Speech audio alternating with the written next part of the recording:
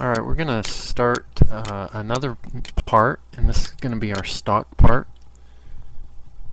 So we'll just create a new part, and we'll enter the sketcher workbench with the XY plane, same as we did with the housing part. And we'll just use a rectangular toolbar and constrain the top dimension to be 7.25. Remember, our last one was 7 inches. This one we want to make a little bit bigger because it is our stock part. So our side dimension is going to be 4.25 inches. And we're going to center this, so this is going to be 2.125 inches. Whoops.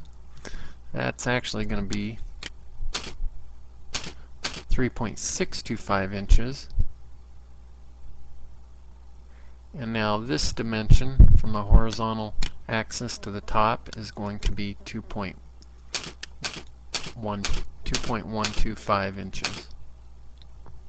That way we have a little extra room to work with. It's a bit bigger than our housing part. And the length, I'm going to create a pad, and the length is going to be 1 inch. Now the second limit for the length is going to be 0.2 inches. So again, we give ourselves a little bit more thickness for the stock part.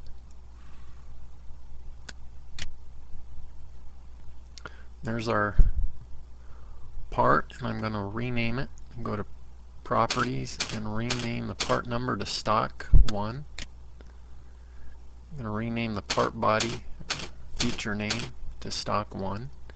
And then I'm going to save it as Stock 1 Cat part. Save it.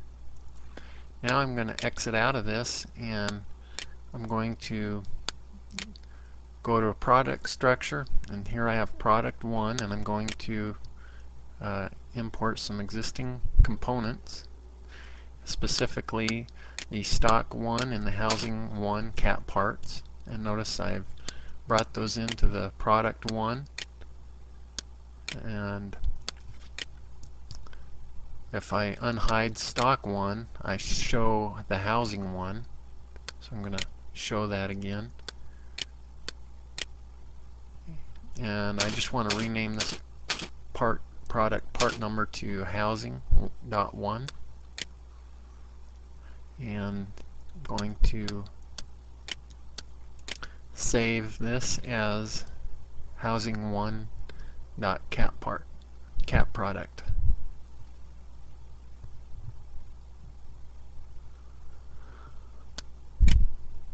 Going to get rid of the space.